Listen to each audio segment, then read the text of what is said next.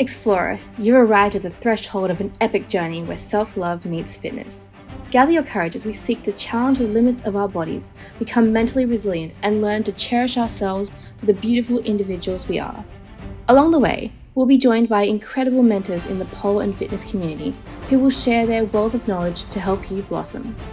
This is the Pole Adventures podcast, and your adventure starts now. Welcome, explorers, to another episode of Pole Adventures. I'm your host, Paris, an eternally struggling pole dancer, here to bring you the wisdom of Nicola Kraemer.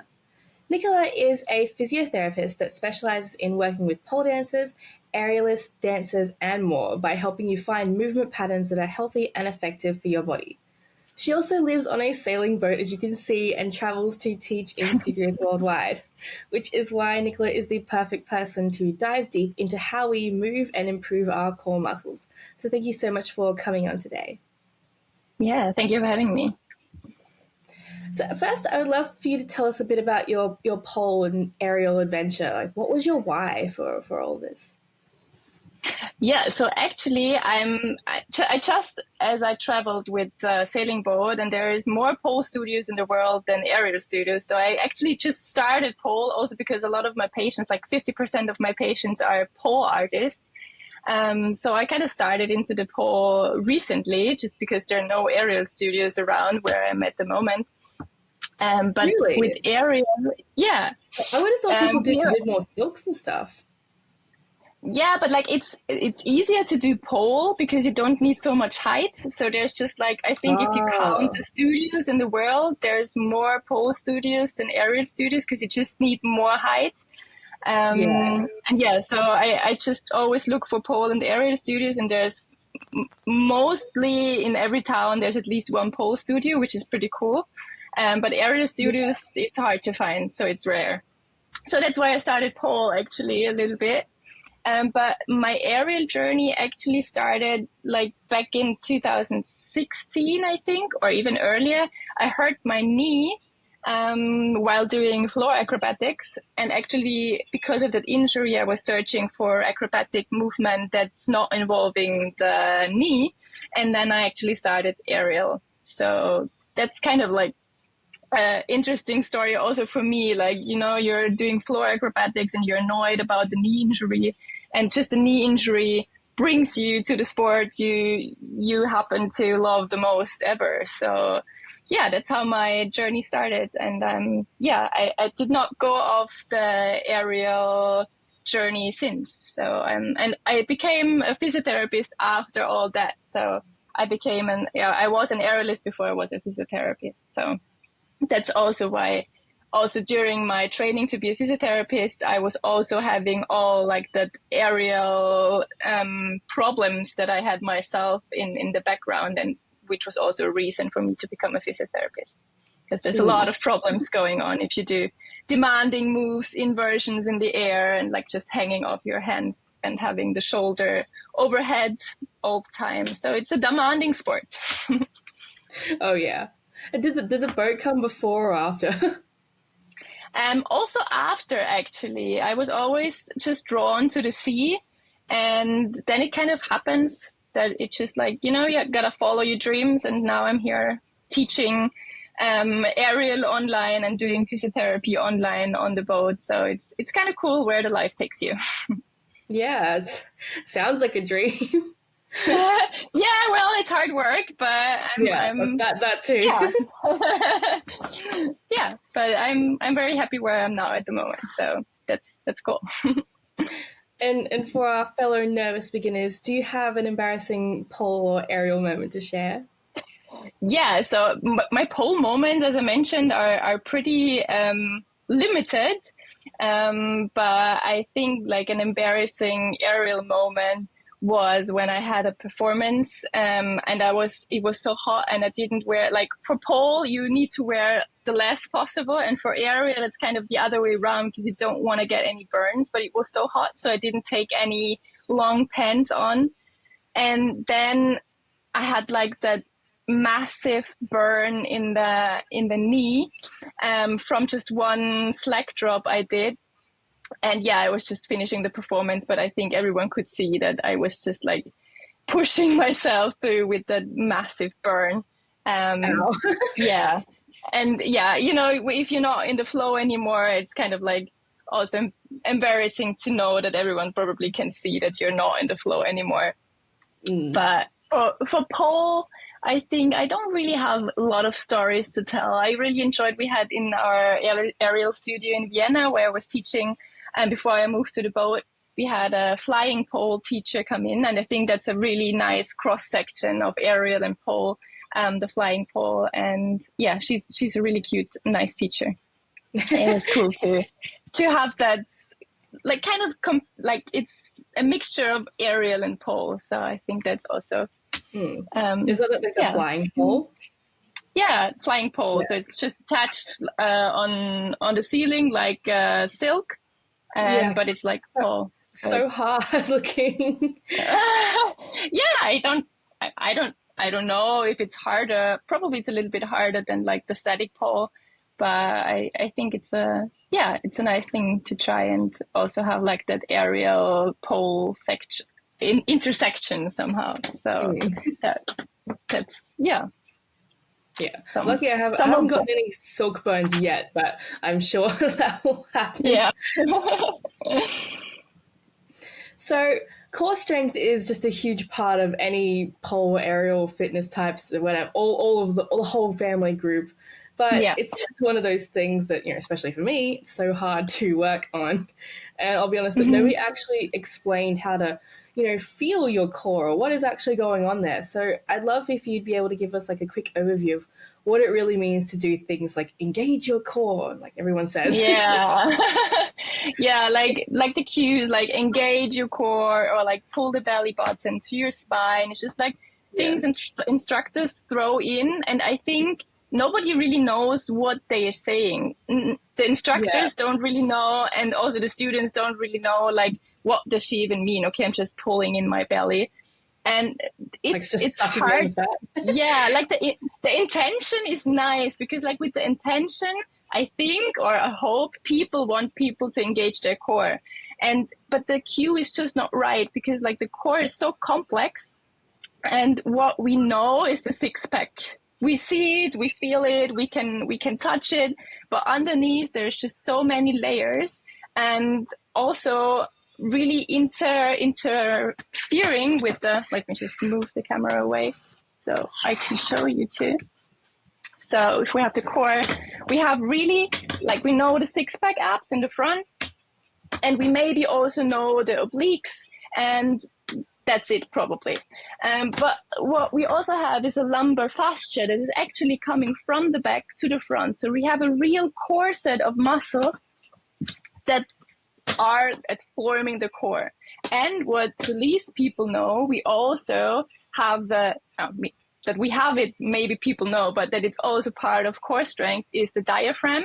So the bottom part of the lungs and the pelvic floor. Because without the top stability and the bottom stability, we can't really have that intra-abdominal pressure. Yes. So it's called intra-abdominal pressure. It's like just meaning the pressure that we have in the core that is actually supporting your spine. Because there's no, like, the muscles in the back of the spine, they are close to the spine, but in the front, there's only organs, right?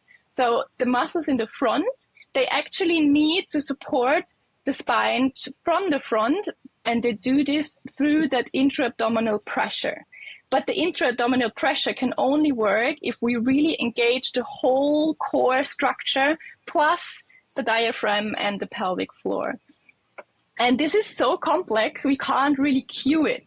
So that's why people use like draw in your belly and engage your core with a good intention. But actually, we might be better connecting to the core when we cue something like drop your ribs towards your hip, or tilt your pelvis a little bit, or engage the right side of your rib more towards the hip, or breathe towards your back ribs. This is just like parts of the core and other cueing possibilities that just don't cue, like engage your core in general, which is probably never a bad idea, but it's very different if you have a closing of your ribs in the front or if you have a closing of your ribs in the back.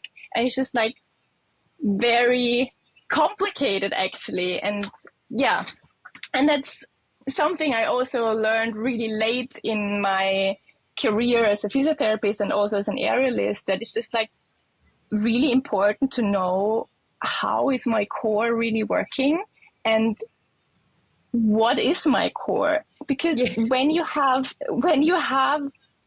the understanding for your breathing and for engaging the core, so to say, if it's not only engaging the core, but you really understand what you're doing, the core just connects everything. So the core interferes with your shoulder muscles, the core interferes with your hip muscles, the core interferes with your back muscles. So it's just like where everything runs together. And if the core is not working properly, you can't, for example, in an inversion, you can't transfer the power you have in your arms, you can't transfer it to your legs. And then that's why your legs won't go over your head, because the core is just like the missing link. Or the other way around, you have strong legs, you have strong hip flexors, but you can bring your knees to your core, but you can't bring the core to your arms. So this is just like, if the core it's the intersection between all the limbs we have, even the head, and if the core is not working, just everything else gets so much harder to do. You can do it, but you're probably using other muscles more than you need to, because the core is just not doing its job. So how do we know when it's, what does it feel like when it's engaged, when we're doing something engaged, right? Yeah. You can feel like when you're using the core properly, that the power you have kind of like goes through the body automatically. So for example, when I do an inversion and I feel like, oof, I feel it in my shoulder, even with a bent arm hang, like, oof, it's hard on my shoulders, then it's probably, I mean, maybe your shoulders are weak too, but that's another topic.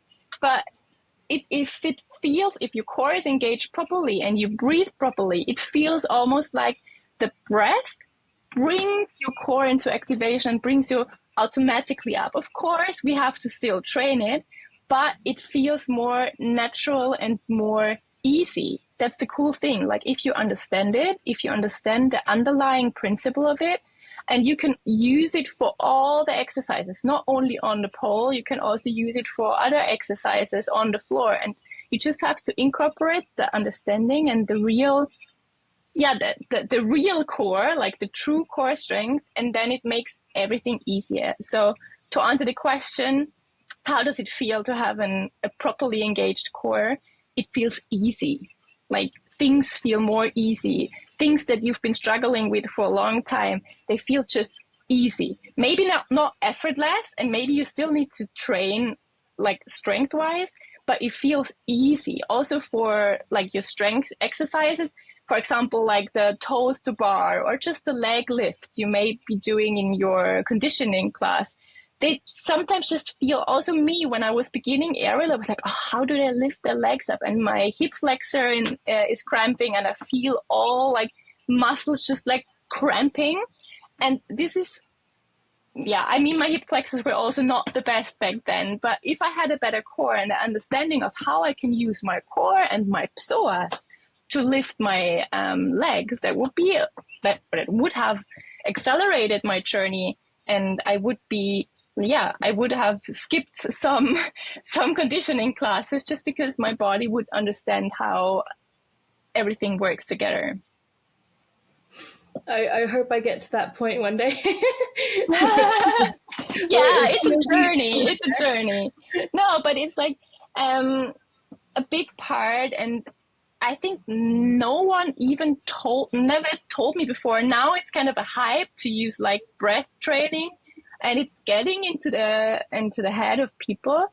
But your breath is such a powerful tool, and it's directly connected to your core, because you're breathing and you're moving the diaphragm with each inhale and with each exhale, and the diaphragm is part of what makes your intra-abdominal pressure. So the easiest thing is to understand the breathing. And it's hard in the beginning because we don't really think about breathing. Yeah, you do it all the time, the whole day, but you're not really thinking about it, right? Yeah. You just breathe in, you just breathe out. In strength training, we sometimes think about, oh, okay, I'm doing the hard stuff now. I have to exhale when I have the hard stuff doing, and I can inhale as a relaxation. But that's not really it. You have to know where to breathe. You have to know just like how to restrict your breath or how to let it go. And you can use your breath very powerfully to help your core work right. So that's kind of the first step in the journey. And then everything follows. So you really that's the thing. Like if you really want to understand the core, you have to take each step at a time. You first have to understand your breath. If you're not understanding your breath, you can proceed, but you won't have any benefit of proceeding. So you really need to understand the breath. Then you have one part, you have the diaphragm. Then you have to understand, okay, my abs are not the only ones that can work. So I have to use my obliques. I have to use just all the corset muscles that form that really natural corset. And then step by step, you get that intra-abdominal pressure. Because like you can imagine like, how do you call it in English? Just a ball of air that is like trapped in something. And if you have the pressure from the outside, it will kind of escape to the top or to the bottom. And any part where it's not compressed, it will go there. So we only can have like a nice intra-abdominal pressure if all the parts are working together. So the whole corset muscles, the diaphragm, the pelvic floor. And this is also something what aerialists and also pole dancers have problems with is the pelvic floor, because we don't think about the pelvic floor and breath. So we think about engaging the core, but then the pressure goes to the pelvic floor and brings pressure to the pelvic floor, which we don't want. We want the pelvic floor to have engaged and to be the lid, the bottom lid of the intra-abdominal pressure. So this is why some aerialists have problems with their pelvic floor, because the pressure just goes down instead of like really bringing the core to its stability. So you're basically saying to like imagine this ball of air. Mm-hmm. Yeah, like it's not a ball of air. Like the ball of air is in the lungs, but maybe like a balloon. I don't know a balloon. Yeah, that's the word I was missing. Like in German, it's Luftballon. Yeah, it's like a balloon. Yeah. Yeah, it's a balloon, and the balloon is not your lungs. You can also imagine your lungs as a balloon, but the balloon is really like below your diaphragm and the pelvic floor, just like where your organs lie. And you can imagine when you compress the balloon from the outside, it will kind of like go to the up, like the air will go up or down, and it will kind of create a bulge somewhere. And this is exactly what is happening. If I compress it only on one side, or if I compress it like only in one part, the pressure will go just elsewhere. So if you want to really have that intra-abdominal pressure, the balloon working to stabilize our core, we have to have pressure on the balloon from all sides. And when I have pressure on the balloon from all sides, it creates stability inside that balloon. So that is kind of a picture you can think about. You have to really go from all the sides to compress the whole balloon and to create stability in your core. Yeah, that's really interesting.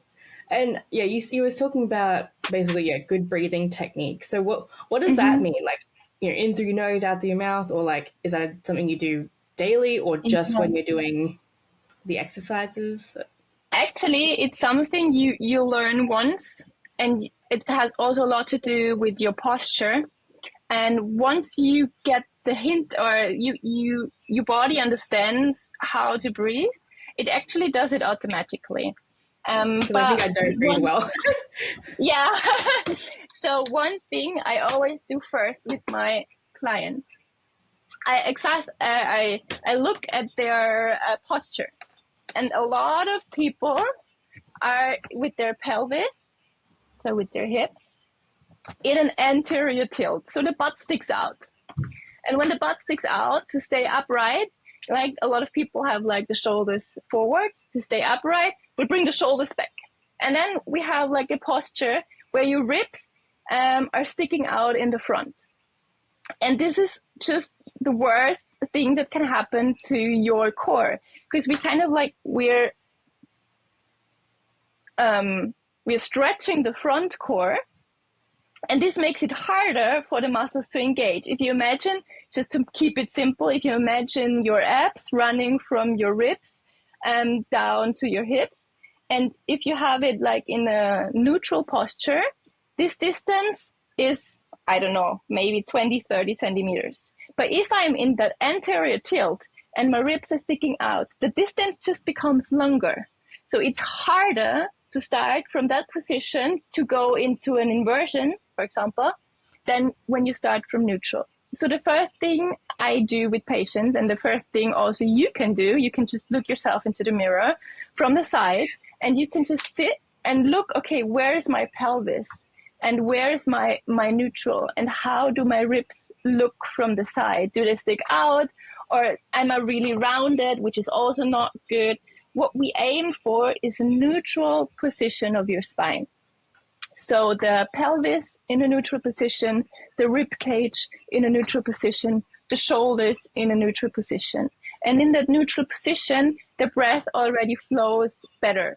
Because when I'm in that anterior tilt, just as an example, let's say I am in that anterior tilt my whole life and my whole daily life, I walk around like that, I compress my ribs in the back and I flare my ribs out in the front. So the air typically goes not in the back, the air goes to the front. But to have a nice place for your shoulder blades to move, and also for like having that core connection, we need to have a neutral spine. And once we get that shift out of our spine, we also have more space in the back of our ribs and also more space for the air to go there. Because when I send my air to the back, I have my ribs expanding and having a better place for the shoulder blades to move, and also better place for the air to go. So this is kind of like, I know I'm always throwing out so much information all at once. Stop me if it's too much and you can't follow anymore. It's all good. It's just like, wow, I really have bad posture, don't I? So yeah, that's the first thing you can do, and the easiest step to do is just like assessing your posture, like where am I in my daily life? And if you walk around in your daily life with an anterior tilt all the time, it just makes it hard, because in an inversion, or just when you engage your core, whether it be like how do you call it, whatever exercise you want to do in a core, whether it's leg raises or sit up, you always have to somehow get the ribs closer to your hips, which is kind of like that curling, what we do, what we need with an inversion, what we need in the leg lift, what we also need in a crunch. Okay, so that's kind of like how we train the core if we train the abs. There's also, of course, side planks and other stuff, but just like as an example, if you want a perfect inversion, or if you just want to bring your knees closer to your chest, you need to curl.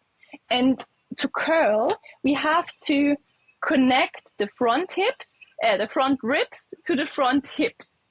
And if you already live your life in a position that where the ribs are far away from your hips, you're gonna have a harder time.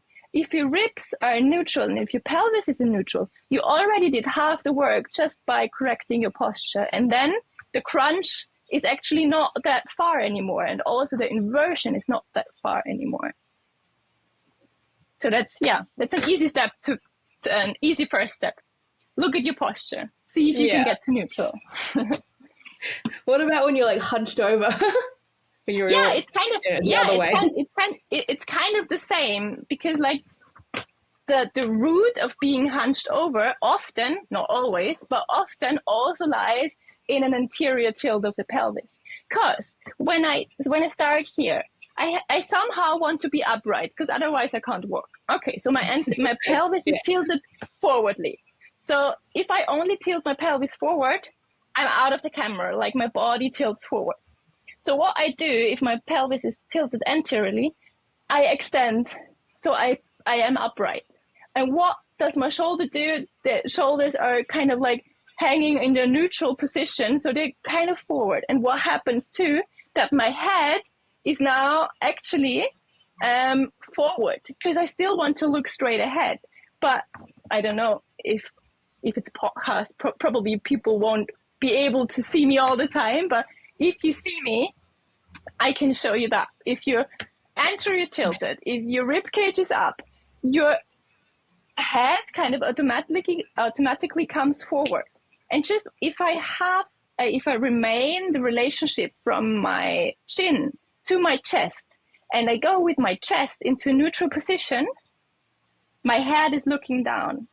So this is kind of like, it's all interfering with each other. So a hunched over position might be not about like, maybe it is that you're just like too weak in your retractors, but it might also be that your pelvis is just bringing your posture in that, in that position. And actually it makes it even worse when you try to bring your shoulders back.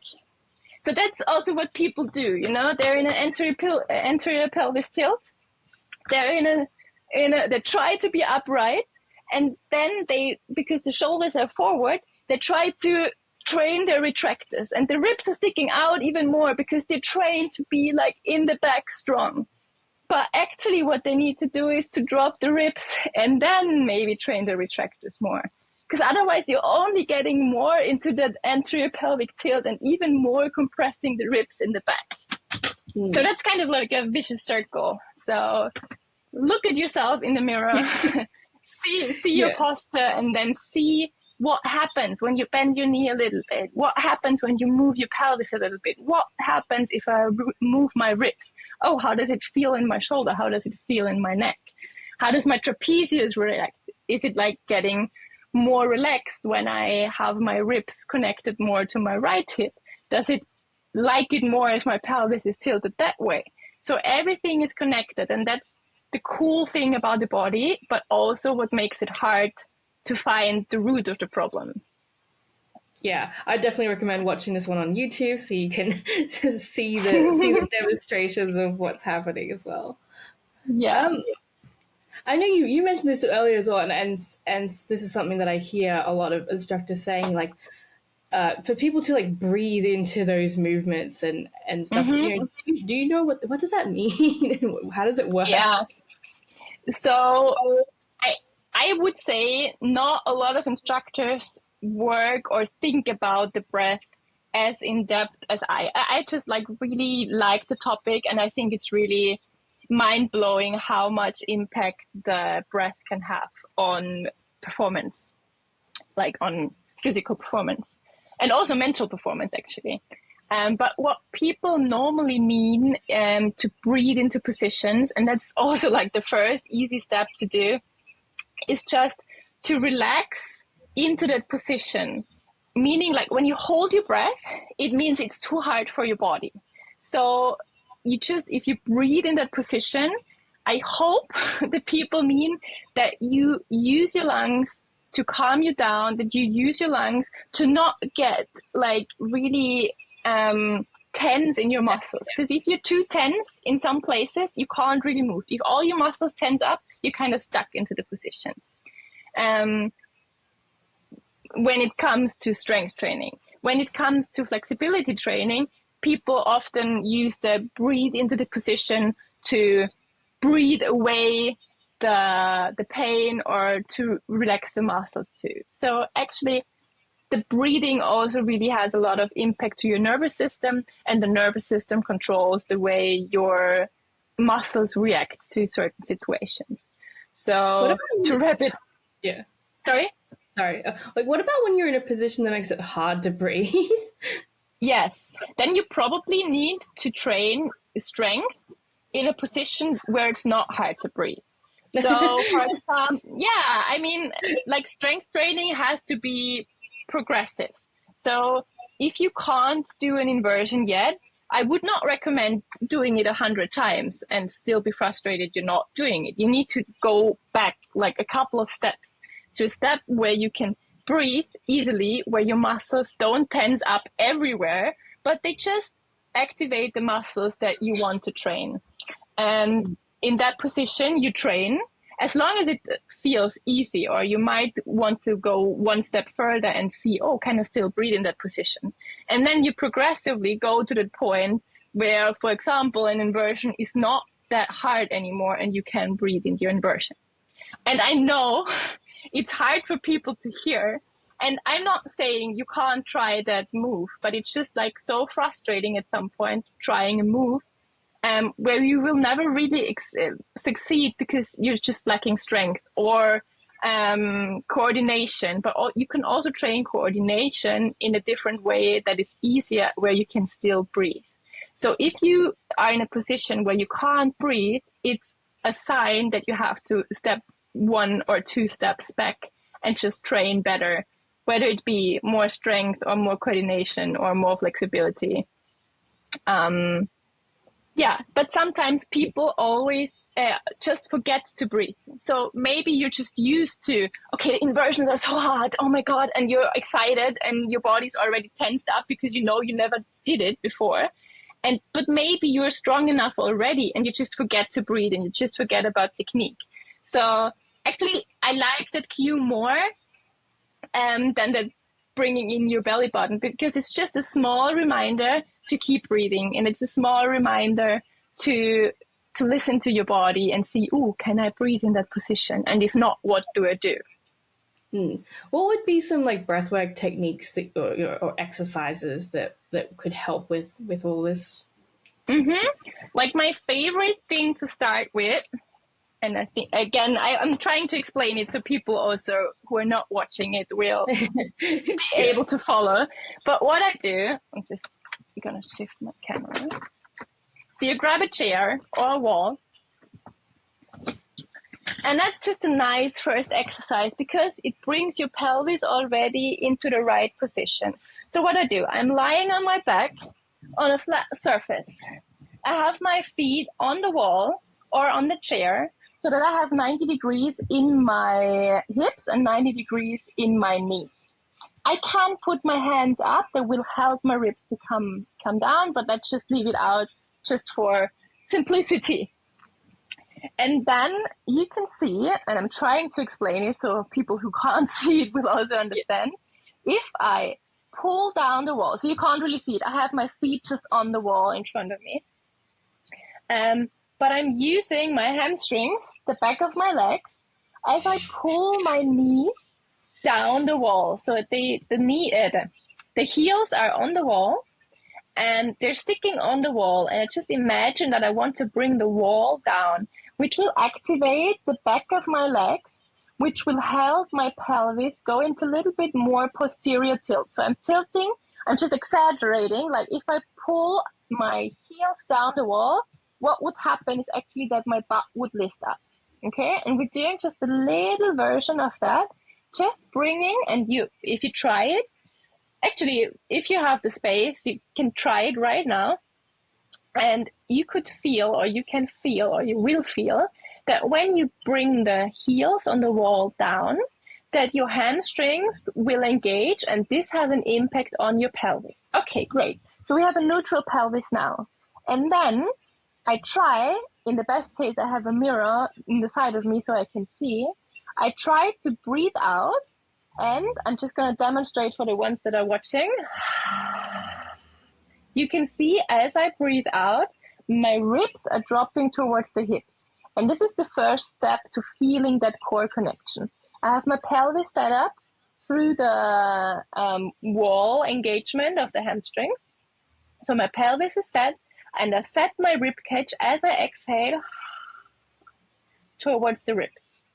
So the goal is with the exhalation to drop the ribs to the hips without crunching up. So I'm not doing a crunch up. I'm not using my superficial abs. Actually, my superficial abs So the six-pack abs that I was referring to earlier, they should stay relatively relaxed all the time. So I'm not doing a crunch up. This is another way to kind of bring the ribs to the hips. I really want to use the deep core structures to bring the core set into use and bring the ribs towards each other and towards the hips. So that's the first step to really getting to know the core and the core set I was talking about earlier. Yeah, that's an awesome exercise. Just something super simple that we can do at home. Yeah, and it's the first step, and it's really something I actually do with every patient because it's just so important to know where's my neutral pelvis, where's my neutral rib cage, where do I breathe, can I relax my abs and still bring my ribs into that corset, or like bring the ribs into the neutral position without using only the abs, but like using the corset. So this is just like the steps I want my patients to understand and feel before I even start any core training. So this is just like the very, very basis. And I think every movement artist should be aware of where's my pelvis, where's my ribs, where do I breathe?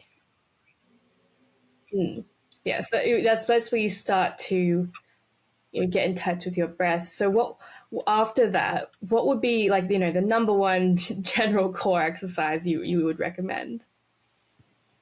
Actually, that really depends on your goals. So like a common goal is that inversion. So Yeah, the inversion let's say for inversion. The inversion is very complex, and it has like a lot to do with the coordination also of the legs to your core and your shoulders to the core. Also a lot of overseeing triceps activity, because once you get the butt over your head, you actually only need your triceps to bring you further. But yeah, that's like just the complexity of the movement. But let's say, for example, you're a beginner pole dancer. You have learned where your neutral is. You know where to breathe. You know where is your neutral pelvis. You know where's your neutral rib cage, and you have that sense.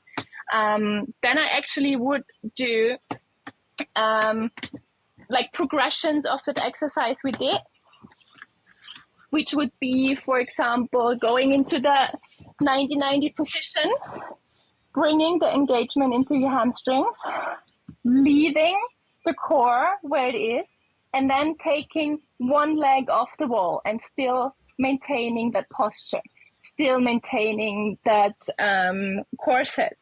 And then I can, for example, I can't because there's the wall now too close, but I can move my leg around. I can move my leg to the side, and then I have the side obliques, or like just the side stability kicking in. Or I could also use weights in my hand, for example. If I'm in pole, you normally invert with long arms, with short arms, but you could also invert with long arms, and then you could take weights, maintain that core posture, and just interfere with your limbs from the core. Another thing you could do, you could flip the posture around, go into all fours, and I'm kind of like not in the best position to do it because it's so squishy here, but find a stable surface. And then you want to find your neutral core here, like the neutral pelvis, the neutral rib cage, and then you exhale and bring your knees off the floor. You can't really see it here now because it's so squishy, but you just want to bring your knees off the floor centimeter. And that's also very complex movement, helping you with coordinating your rib cage, your hip, your limbs all together, and maintaining that core stability. You normally train stability before, like in a stable way. So for example, all the planks, or like that what I just showed you last is a variation of a plank. And then you have that understanding of your core while it's not moving. And then you proceed on, okay, with things where limbs move and where also the core is moving. For example, side bench or crunches or toes to bar exercises. But the first step after understanding the neutral of your posture is to find stability also in like different environments and different positions. Yeah, awesome.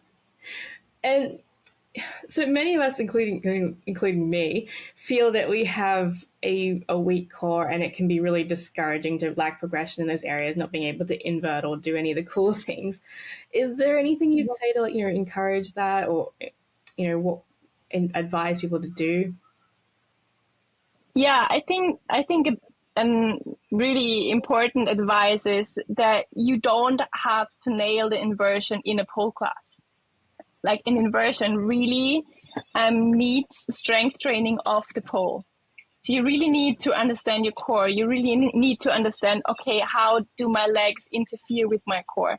What does happen if I hang off the pole? Like the first step is probably an inversion from the floor, but how can I proceed from an inversion from the floor to an inversion in the air? Which means like just I'm hanging from my hands. How does this interfere with everything else from my body? So I would definitely recommend splitting that complexity up. So to nail an inversion, as I said before, like trying it like 100 times might get you a little bit closer, but like training the right muscles that you are lacking will get you a lot faster somewhere. And you can spend the time in your strength training rather than spending your time on the pole being frustrated you can't invert. And that's just something nobody told me when I was doing exactly the thing. I was just trying it 100 times, and at some point it worked, but it took me a long time to go there. And if I would have known what I know now, I would go off the pole, go off the apparatus, and just do proper strength training, because strength training is super easy to do. If it's set up for you, it's actually not too hard to do. Strength exercises should feel challenging but not undoable, and then you can proceed step by step. And this is not frustrating. This is you see and you can feel how your body is improving, and then your inversion kind of will work automatically without you having to try it 100 times. Yeah, awesome. So if there was just one thing you could encourage every pole dancer with, what would it be? Do strength training off the pole. Yeah, for sure. I've just joined the gym and I'm like, I don't like it, but I'm like, I know that I need to, lift some weights. And breathe. Breathe and find your neutral spine. And if you have all those three, like if you know your neutral spine position, if you know your breathing, and be aware of your breathing, and you do strength training after you understood those first two steps, you're set to do everything. It's then not important anymore which exercise you do. If it's just this or that, there's just like 1,000 exercises that do the same thing. Like I can tell you like immediately like 10, 20, 30 exercises that target the straight abs, so the six-pack muscles. But it actually doesn't matter which one you do because they're all targeting the same muscles. So you can use that concept of breathing and neutrality and like that progressive strength training to anything that you want to achieve. If it's not inversion, maybe it's just like flexibility wise, then it's just like progressive flexibility training. But I think really to taking a step back and really splitting up the training and make it so that it's not frustrating, but you have like little success moments along the way, and that keeps you going. And at some point you will just have the inversion, like, and you will be surprised that you have it because you have not touched that topic since ages. You just focused on your strength training, and then just because you get stronger and your body gets smarter, the inversion just happens. And that's just a cool moment also with my clients. I'm like, oh wow, you did an inversion. And that's perfect because they didn't think about the inversion because I told them, don't do inversions, just do strength training. And then they do it in the pole class because, the flow just involves an inversion. And then they're surprised that it's happening. So that's also like the best moments for me, when they're surprised from themselves that they just did an inversion. Just keep calm and breathe, guys. Yes, like no, wait, let me just like, it's not no pain, no gain. It's no chill, no gain. Because if you don't know how to relax your abs, and if you don't know how to relax certain parts of your body, and if you're not able to breathe, your body just tenses up and nothing will happen. So you have to be chill first, and you have to have an amount of challenge that you can still handle to succeed. Yeah, awesome. Thank you so much. So I know you have a bunch of like courses and workshops that help with things like this. Would you like to let us know a bit more about it? Yes. So apart from doing personal one-on-one physiotherapy, personal training, and coachings, also building a training plan without weekly meetings, I have online courses going on the creative side, but that's probably not the topic of today. I have one online course focusing exactly on what I was talking about today. So finding that neutral position, breathing, and adding that first exercises that bring you into that stability of your core. It's called the True Core Revolution, and it's a 4-week challenge with like really the stages. Like we first learn what is neutral, what is breathing, and then we proceed into the week 4. And only in week 4 we have real strength training, because in the weeks before we build up to understand our body, and in the last week we really go into strength training and proceeding and learning how to take the concepts you learned and bring it in your own training. So that's really a step-by-step guide to understanding your core. Awesome. And where can our explorers best find you? Yes, so I'm on Instagram. I'm like, my performance site is Ariel C. So like Ariel and then like sea, like the ocean. And my personal training site is Ariel Playground. So ariel.playground on Instagram. And you can also find my homepage, which is www.arielc.com. And there you can also find all the links to the workshops. Awesome. So make sure to go check all that out, guys. And Nicola, thank you so much for being our guide on core and breathing. And thanks to everyone for tuning in. Perfect. Thank you so much for having me. We've reached the end of our adventure today. So until next time, remember to stay strong, keep pushing your limits, and embrace your individual journey. Don't forget to grab your free access to the Pole Adventures Compendium, a collection of incredible resources to help you progress on your pole journey.